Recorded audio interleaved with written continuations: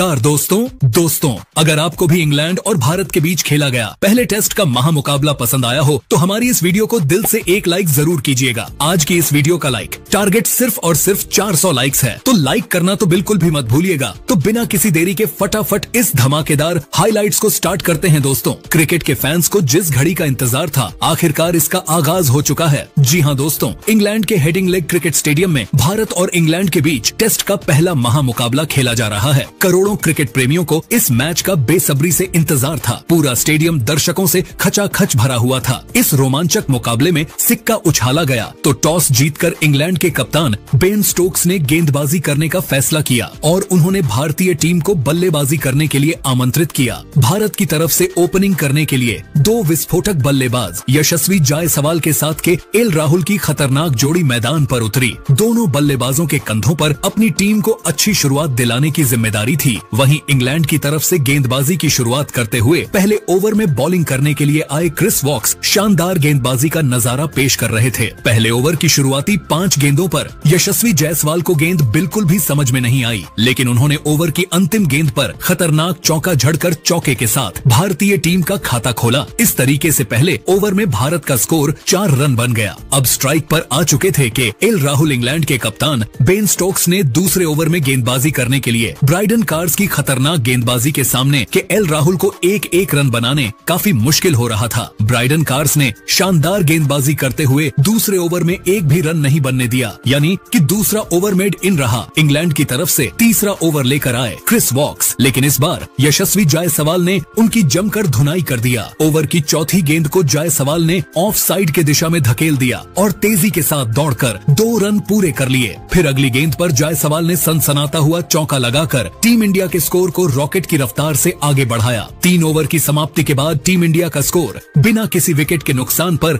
10 रनों तक पहुंच गया था इंग्लैंड की तरफ से। चौथा ओवर लेकर आए ब्राइडन कार्स उनके सामने स्ट्राइक पर थे कि एल राहुल ने भी ताबड़तोड़ अंदाज में बल्लेबाजी करते हुए पहले ही गेंद पर लेग साइड की दिशा में शानदार चौका लगाकर टीम इंडिया के स्कोर को 14 रनों तक पहुंचा दिया। 6वें ओवर में इंग्लैंड के कप्तान बेन स्टोक्स ने एक बार फिर से ब्राइडन कार्स पर भरोसा जताया और गेंदबाजी करने के लिए गेंद को उनके हाथों में इतना दिया, लेकिन यशस्वी जायसवाल ने उनके बखिया उधेड़ कर रख दिया। इस ओवर में जायसवाल ने तूफान मचाते हुए दूसरी और चौथी गेंद पर जबरदस्त चौका लगाकर ब्राइडन कार्स को खून के आंसू रोने के लिए मजबूर कर दिया। ब्राइडन, क्या यह ओवर इंग्लैंड के लिए काफी महंगा साबित हुआ? उन्होंने 6वें ओवर में 8 रन लुटा दिए। इस तरीके से जायसवाल और राहुल ने मिलकर टीम इंडिया के स्कोर को 23 रनों तक पहुंचा दिया। दोनों बल्लेबाज पूरी तरीके से मैदान पर सेट हो चुके थे और तेजी से रन बटोरते हुए भारत के स्कोर को आगे बढ़ा रहे थे। वहीं दूसरी तरफ इंग्लैंड की टीम को विकेट की तलाश थी। इंग्लैंड की तरफ से विकेट की तलाश में 7वां ओवर लेकर आए क्रिस वॉक्स के ओवर से दोनों बल्लेबाजों ने सिंगल और डबल की मदद से 3 रन जोड़ लिए, लेकिन इसके बाद 8वें और 9वें ओवर में इंग्लैंड की तरफ से खतरनाक गेंदबाजी देखने को मिला और यह दोनों ओवर मेडन रहा। 10वें ओवर में भी ब्राइडन कार्स ने खतरनाक गेंदबाजी करते हुए यशस्वी जायसवाल और केएल राहुल को खूब चकमा दिया और सिर्फ एक ही रन बने दिया। 10 ओवर की समाप्ति के बाद टीम इंडिया का स्कोर बिना किसी विकेट के नुकसान पर 27 रन बन चुका था। 11वें ओवर में इंग्लैंड के कप्तान बेन स्टोक्स ने रणनीति बनाई और गेंदबाजी में बड़ा बदलाव करते हुए बॉलिंग अटैक पर जोश टंक को लगाया, लेकिन यशस्वी जायसवाल ने 5वीं गेंद पर चौका लगाकर इंग्लैंड की सारी रणनीतियों पर पानी फेर दिया। 12वें ओवर में केएल राहुल ने भी शानदार खेल दिखाया और पहले ही गेंद पर लॉन्ग ऑफ की दिशा में सनासनाता हुआ चौका लगाकर टीम इंडिया के स्कोर को 36 रनों तक पहुंचा दी। दोनों बल्लेबाज मिलकर इंग्लैंड के हर गेंदबाज की जमकर धुनाई कर रहे थे। तभी इंग्लैंड के कप्तान बेन स्टोक्स ने एक बार फिर से गेंदबाजी करने के लिए 13वें ओवर में जोश टंग को भेज दिया। जोश टंग अपनी गेंदबाजी से यशस्वी जायसवाल को खूब परेशान कर रहे थे, लेकिन ओवर की अंतिम गेंद को जायसवाल ने ऑफ साइड की दिशा में धकेल दिया और गेंद तेजी से बाउंड्री को पार करते हुए 4 रनों के लिए चली गई। अंतिम इंडिया का स्कोर 40 रन तक पहुंच गया था, जहां एक छोर से यशस्वी जायसवाल तेजी से रन बटोरते हुए टीम इंडिया के स्कोर को आगे बढ़ा रहे थे, तो वहीं दूसरी तरफ के एल राहुल भी कंधे से कंधा मिलाकर उनका भरपूर साथ दे रहे थे। जबकि इंग्लैंड की टीम को इस मुकाबले में बने रहने के लिए विकेट की तलाश थी। 14वें ओवर में इंग्लैंड के कप्तान बेन स्टोक्स ने गेंदबाजी करने के लिए क्रिस वॉक्स को बुला लिया, लेकिन क्रिस वॉक्स भी खेल राहुल के सामने घुटने अपने टेकते हुए दिखाई दिए ओवर की दूसरी ही गेंद पर केएल राहुल ने तगड़ा चौका लगाकर टीम इंडिया के स्कोर को 44 रनों तक पहुंचा दिया। 15वें ओवर में बन स्टोक्स ने गेंद को जोश टंग के हाथों में थमा दिया, लेकिन केएल राहुल ने इस बार उनकी जमकर धुनाई कर दी। ओवर की दूसरी गेंद को राहुल ने लेग साइड की दिशा में धकेल दिया। बेन तेजी से बाउंड्री की तरफ बढ़ रही थी, जहां पर जो रूट खड़े थे उन्होंने गेंद को रोकने का पूरा प्रयास किया, लेकिन गेंद बाउंड्री को पार करते हुए 4 रनों के लिए चली गई। फिर ओवर की अंतिम गेंद पर केएल राहुल ने तगड़ा प्रहार किया और तेजी के साथ उन्होंने दौड़कर 3 रन बटोर लिए। इस तरीके से दोनों बल्लेबाजों ने मिलकर जोश टंग के इस ओवर से 8 रन बटोर लिए। 15 ओवर की समाप्ति के बाद टीम इंडिया का स्कोर बिना किसी विकेट के नुकसान पर 52 रनों तक पहुंच गया था। इंग्लैंड की तरफ से 16वें ओवर में गेंदबाजी करने के लिए खुद कप्तान बेन स्टोक्स आ गए। उनके सामने स्ट्राइक पर केएल राहुल बल्लेबाजी कर रहे थे। बेन स्टोक्स ने खतरनाक गेंदबाजी करते हुए राहुल को खूब परेशान किया और उन्हें एक रन के लिए तरसा दिया। केएल राहुल संभल कर बल्लेबाजी करते हुए अपना विकेट बचाने में लगे हुए थे। बेन स्टोक्स ने खतरनाक गेंदबाजी करते हुए एक भी रन नहीं बनने दिया, लेकिन वह भी विकेट निकालने में सफल नहीं हो पाए और निराशा मन से वापस लौट गए। मुकाबला आगे बढ़ता गया और यशस्वी के सवाल में केएल राहुल के साथ मिलकर जिम्मेदारी पूर्वक बल्लेबाजी करते हुए टीम इंडिया के स्कोर को 19 ओवर में 58 रनों तक पहुंचा दिया। इंग्लैंड की तरफ से 20वां ओवर लेकर आए बेन स्टोक्स की शुरुआती 2 गेंदों पर केएल राहुल ने लगातार 2 सनसनाता हुआ चौका लगाकर बन स्टोक्स के होश उड़ा दिए। इसके बाद चौथी और अंतिम गेंद पर जायसवाल और राहुल ने सिंगल लिया। इस तरीके से बन स्टोक्स का यह ओवर का फिर मारना साबित हुआ और उन्होंने 20वें ओवर में 10 रन लुटा दिए। 20 ओवर की समाप्ति के बाद टीम इंडिया का स्कोर बिना किसी विकेट के नुकसान पर 68 रनों तक पहुंच गया था। 21वें ओवर में भी यशस्वी जायसवाल ने तूफान मचा रख दिया,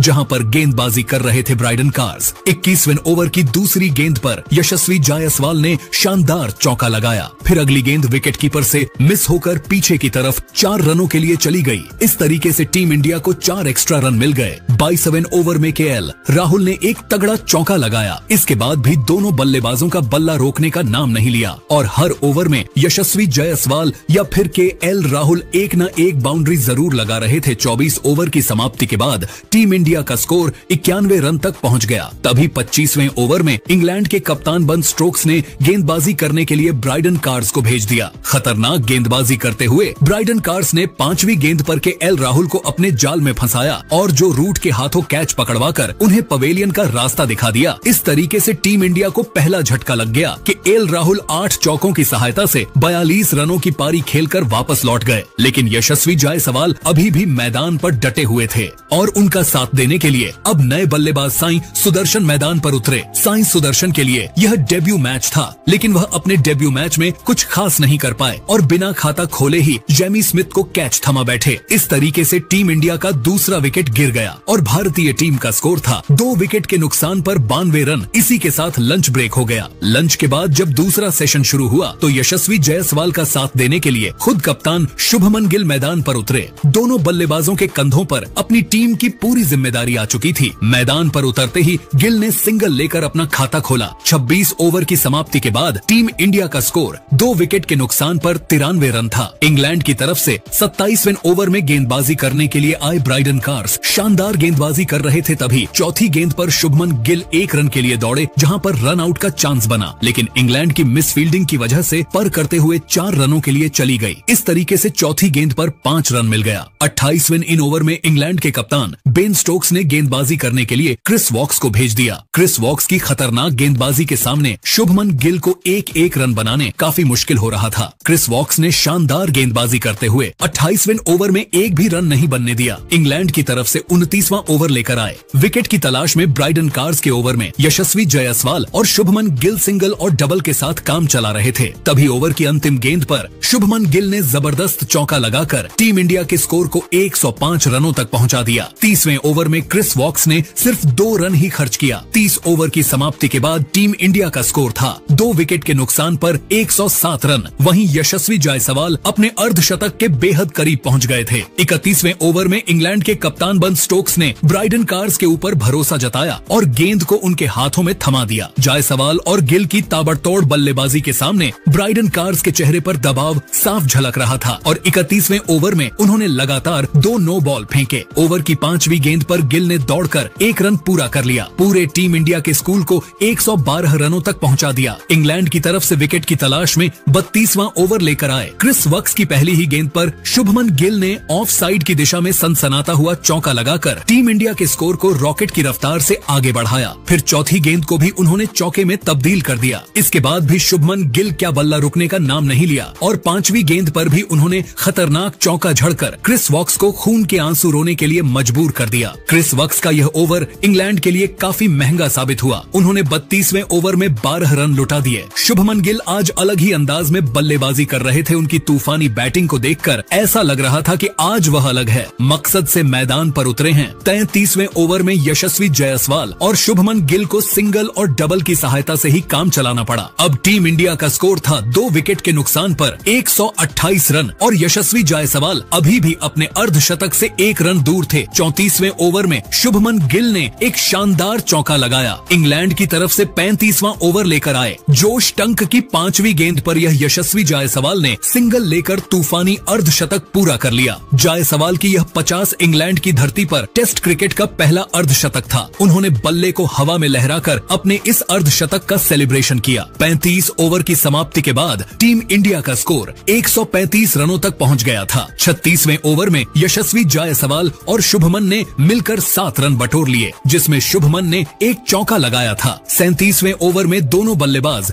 एक भी बाउंड्री नहीं लगा पाए। इसके बाद 38वें ओवर में इंग्लैंड के कप्तान बन स्टोक्स ने गेंदबाजी करने के लिए क्रिस वॉक्स को भेज दिया, लेकिन उनका यह प्रयोग काफी महंगा साबित हुआ। 38वें ओवर की पहली गेंद पर यशस्वी ने तगड़ा चौका लगाया। फिर तीसरी गेंद को भी उन्होंने चौके में तब्दील कर दिया। इसके बाद उनका कॉन्फिडेंस बढ़ता गया और 5वीं गेंद पर एक और सनसनाता हुआ चौका लगाकर क्रिस वॉक्स को घुटने टेकने के लिए मजबूर कर दिया। जायसवाल ने तूफान मचाते हुए अकेले 38वें ओवर में 3 चौकों की सहायता से 13 रन जोड़ डाले। 38 ओवर के बाद टीम इंडिया का स्कोर 2 विकेट के नुकसान पर 158 रनों तक पहुंच गया था। दोनों बल्लेबाज मजबूती के साथ मैदान पर अपना पैर जमा चुके थे और उनके बीच में एक बड़ी साझेदारी पनपती हुई दिखाई दे रही थी। जबकि इंग्लैंड की टीम को लगातार विकेट की तलाश थी। 39वें ओवर में जोश टंग ने खतरनाक गेंदबाजी करते हुए दोनों बल्लेबाजों को पूरी तरीके से जकड़ कर रखा और सिर्फ 1 रन नहीं बनने दिया। 40वें ओवर में इंग्लैंड के कप्तान बेन स्टोक्स ने गेंदबाजी में जबरदस्त बदलाव किया और इस बार बॉलिंग करने के लिए स्पिनर शोएब बशीर को बुला लिया, जिनका स्वागत यशस्वी जायसवाल ने पहली ही गेंद पर शानदार चौका लगाकर किया। फिर तीसरी गेंद पर उन्होंने एकल लेकर स्ट्राइक शुभमन गिल को दे दिया। ओवर की अंतिम गेंद पर गिल ने भी सिंगल लिया।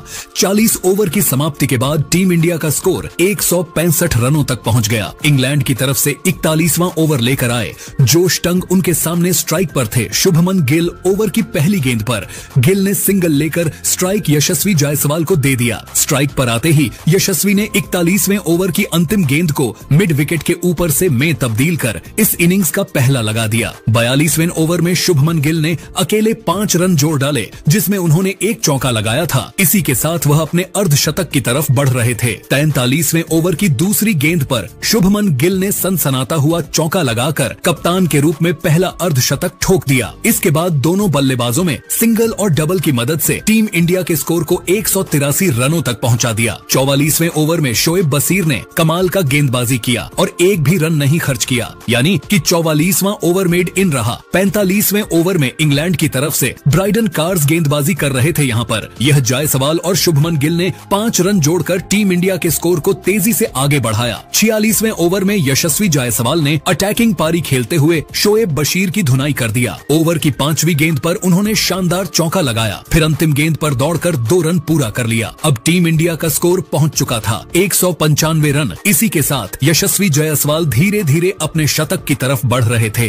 49वें ओवर में इंग्लैंड के कप्तान बन स्टोक्स ने गेंदबाजी करने के लिए ब्राइडन कार्स तो भेज दिया, जहां पर तो जायसवाल ने तूफान मचा कर रख दिया। पहली गेंद यशस्वी जायसवाल ने तगड़ा चौका लगाया। फिर चौथी और 5वीं गेंद पर लगातार 2 चौके लगाकर अपने शतक के बेहद करीब पहुंच गए और अगली ही गेंद पर सिंगल लेकर उन्होंने अपना शतक पूरा कर लिया। इसी के साथ वह बाएं हाथ के बल्लेबाज के रूप में लीड्स के मैदान पर शतक लगाने वाले पहले भारतीय बल्लेबाज बन गए हैं। 51 ओवर की समाप्ति के बाद टीम इंडिया का स्कोर 215 रनों तक पहुंच गया। इसी के साथ टी ब्रेक हो चुका था। दोस्तों, चाय काल खत्म होने के बाद एक बार फिर से भारतीय टीम के दोनों ही बल्लेबाज इंग्लैंड के गेंदबाजों का सामना करने के लिए मैदान में उतरे। दोस्तों, चाय काल के बाद का समय इंग्लैंड के लिए काफी अहम होने वाला था, क्योंकि पिछले सेशन में इंग्लैंड टीम इंडिया का एक भी विकेट छटकाने में हासिल नहीं हो पाई थी, जिस कारण मुकाबला धीरे धीरे इंग्लैंड के हाथ से दूर होते जा रहा था। वापसी करनी थी तो चाय काल के बाद इंग्लैंड को भारतीय टीम को झटके देने जरूरी थे। और दोस्तों, ऐसा ही कुछ चाय काल के बाद तुरंत ही देखने को मिला, जहां पर गेंदबाजी पर आए बेन स्टोक्स ने कमाल कर डाला और अपना शतक पूरा कर चुके यशस्वी जायसवाल को अंदर आई हुई गेंद में फंसाया और सीधा क्लीन बोल्ड करते हुए इंग्लैंड को इस मुकाबले का एक सबसे बड़ा विकेट हासिल कर दिया। आपको बता दें, यशस्वी जायसवाल 101 रन की ऐतिहासिक पारी खेल आउट हुए। दोस्तों, जायसवाल के विकेट के साथ अब भारतीय टीम अपने 3 बड़े बल्लेबाजों को गांव चुकी थी। ऐसे में